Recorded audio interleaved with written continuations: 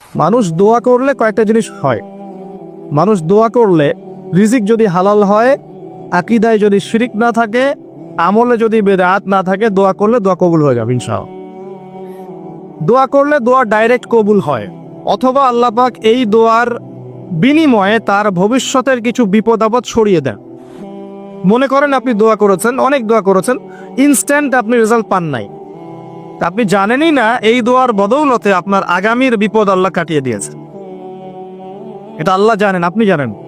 অথবা কি হতে পারে, অথবা কেয়ামতের মাঠে এই বিনিময় দেওয়ার জন্য আল্লাহ পাক প্রতিদান রেখে দিবেন নিজের কাছে।